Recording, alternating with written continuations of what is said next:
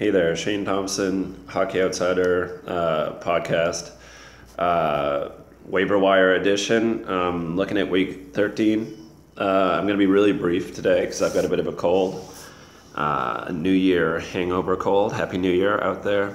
So I'm going to be real brief. I'm just going to keep it quick and simple.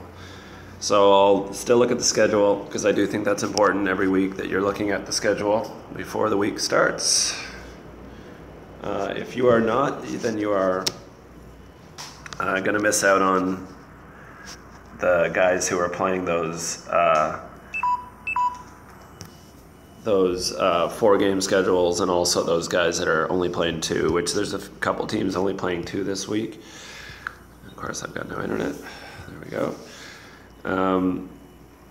So the only teams to really avoid this week, I noticed there were 3 teams with 2 games: Arizona, Calgary, and way down the list here, you've got Washington. A lot of teams with 4 games. So I'm not going to list them all here, but you can see there's a giant chunk all later in the alphabetical order here. So there's a bunch of teams with 4 games this week. That means a lot of full matchups this week for sure. I made my list last night, and I noticed there's not a lot again out there. We're getting to the point in the year where I think most of the good ads have been made already, and the guys that are still out there are there's not a lot of young players that haven't had a chance yet, and there's not a lot of high upside guys left. We're more like at the point of the year where you're filling your categories if you're in a categories league. So guys, from my watch list here, there's a few guys I did notice that I thought were interesting. We'll go down. We got Ryan Ellis, who's coming back today. I mentioned him last week. He's back, and he's going to be playing, I think, today or tomorrow. He's a guy to absolutely own. 38 points. He's just a great overall hockey player. There's no reason they won't just put him back in his old role. He might have rust at the beginning, but I think if he is somehow available in your league and somebody got rid of him, now's the time. Snag him, and you might have to eat a few bad games from him, but I think long-term he's going to be great. I mentioned last week Juuse Saros, that I still think is the best goalie in Nashville. Had that horrible start to the year, and it looked like, oh no, he's not the prospect everybody thought he was. Well, I added him last week just because I knew he would get one of those back-to-back games, and he got a shutout for me.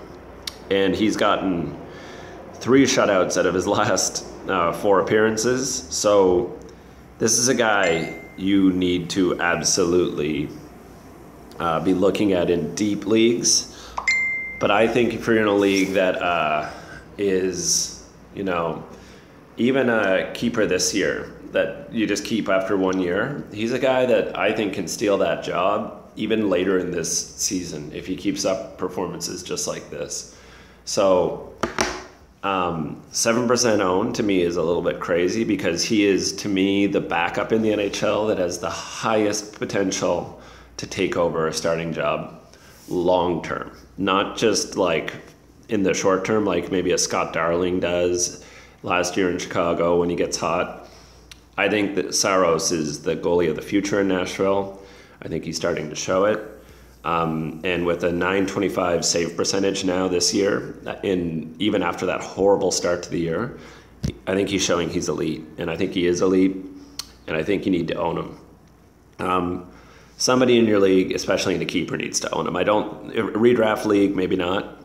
But you still need to monitor even in a redraft, because if he starts getting more starts on a consistent basis, man, he's going to be great. Okay, going down the list here. Let me see. Nyquist has been hot in Detroit. He's only 14% owned. This is a guy who, when he gets hot, can be great. When he gets cold, he's awful because he also gets a lot of minus stats, which can really hurt people. So I think right now he's worth looking at.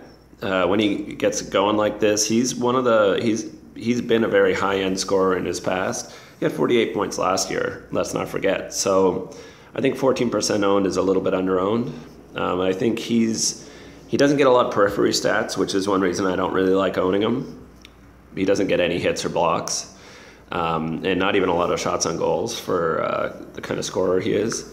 So I do like him in a points league and leagues that value points more. But he's just a guy that, while he's playing hot, why not? Zadorov was a guy I mentioned last week, and he played great. He got 2 assists last week, 3 points total last week, and it's those hits and blocks that are really astounding. His shots on goal have kind of dropped off. He got 0, 0, and 2 in his last 3 games. But he's still getting solid minutes, around 20 minutes a game. I like him in those hits and blocks leagues for sure.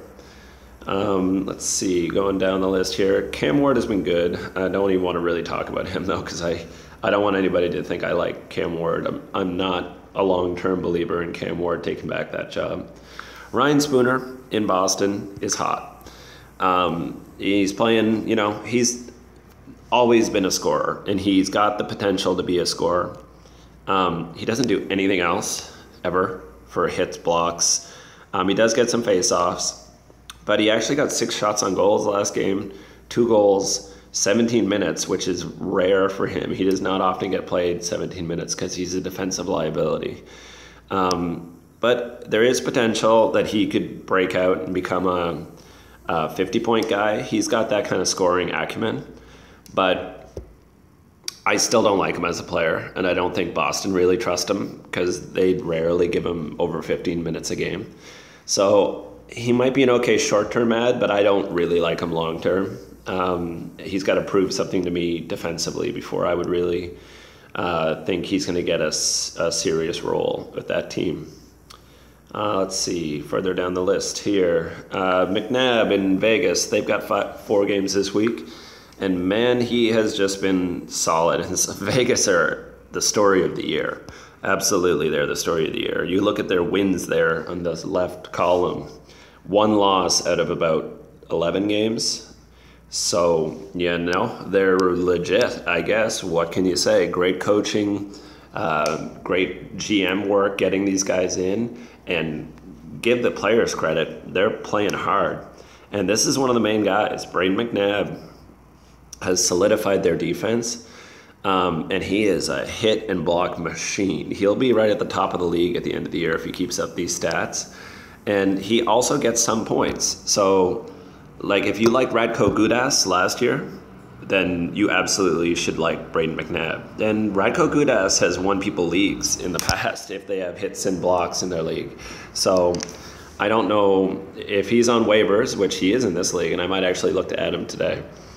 I think he needs to be on somebody's roster in a hits and blocks league because he's just for sure going to have some level of value.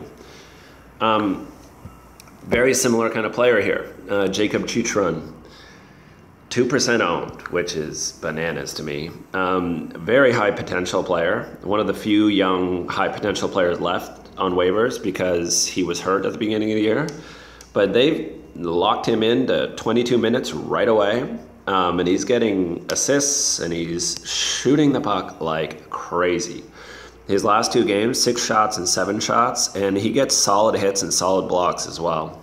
In a hits and blocks league, this is a must-own guy, I think. I think at the bottom of your roster, there's a space you can find for this guy. If you're, I'm talking maybe a 14-team league, maybe a 12-team league, he's just off, but I still think even in those leagues, he gives value. He's definitely got a role on this team, and he's playing like he deserves that role. He's going to get minus. Anybody in Arizona, you're giving up minus. So you might have to be punting your plus-minus stat for that week or for during that period. But in general, I think this guy's a good young potential player who, if he keeps up this kind of shot total, he becomes a whole different kind of player. That's a guy who can get some points for you, as well as the hits and the blocks. So I really like him. There's not a lot else on this list I see. I'll take a quick look at my deeper league. But I think there's not a lot more to see this week. It's a bit of a quiet week. Now, let's see. So, in the more deep leagues, there was very little available, I noticed. I still like Matheson. I'm gonna keep mentioning his name every week, I think. I mentioned him last week, I mentioned him the week before, and he's been solid. He just is, he's a solid overall defenseman. He's 20-minute a game kind of D. I think he'll get 30 points this year. And a little bit of periphery stats as well, like decent shots on goal and solid blocks. Not amazing hits, but solid blocks. And he's a plus player a lot of the time as well, although he's not right now. But I think he's a very solid 30-point defenseman, and that's got some value in some leagues. Slavin is a guy I noticed who he's 12% owned. And he had one of the worst starts of anybody in the NHL. I don't think he had a point for his first 20 games or something like that. I have him as a keeper. But he's starting to get it going now, and he's kind of back to his old self. Carolina's a much better team right now. And I think you're going to get your pace of about 30 points the rest of the way forward from Slavin. That doesn't mean 30 more points, but I bet at the end of the year he finishes close to 30 points. I think he'll heat up. He's a guy that you missed out on all the bad times if you didn't have him yet, and you're just going to get the good times from here on out. And he's not amazing at anything, but he's solid. He is absolutely, much like Matheson, like a 30-point guy who doesn't really hurt you in any other category. And 30 points on D these years is solid, very good. Here's one, Bertuzzi, Tyler Bertuzzi in Detroit. Here's one of the few young players that has a bit of breakout potential. He's a good scorer, has been in the minors, and absolutely has that scoring acumen. I've said acumen twice, what's wrong with me? He gets some hits, which I like, and he gets shots on goal, and he's got a role right now. The coach has talked about letting him play more and giving him more minutes and giving him more power play time. So I think he's an interesting ad this week. He's a 0% owned. And Detroit have a knack for getting a lot out of their young players and kind of just holding on to them until the right moment and then letting them loose, and then they become pretty solid. Like Nyquist is a guy in the past who has done that. Another guy who's super deep league here, Marcus Nutibara in Columbus. I think he's a solid player, and I mentioned him earlier in the year. But he's really getting his minutes up right now, 24 minutes 3 games ago. And he gets points, and also throws the body around and gets a lot of hits. So as a young player in a keeper league, this is a guy to absolutely have your eye on. And I kind of feel like you should be, unless you've got really solid D, he might have some value this year. He's already got 14 points this year. That's about a pace of over 30.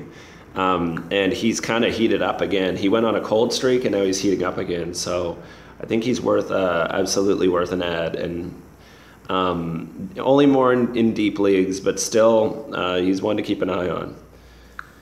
Let me see. I think that might be about it. The last one I'll mention, he's not Vinny Lettieri in New York. Another one of these young guys that are coming in and scoring right away. Scored a goal in his first appearance for New York. I don't see him being too good this year, and he's being added a lot of places right now. So I would probably fade him and not really make a move on him. And I think that's about it. So this week, again, you want to look at the games played. If you have Calgary players, if you have I forget the teams, Washington players, or there was one more and I forget it. But you want to fade them and get your games played in this week, because a lot of people are going to come in there with a lot of 4-game matchups and might just beat you with numbers. So start your new year strong, go win, and good luck out there. Peace out.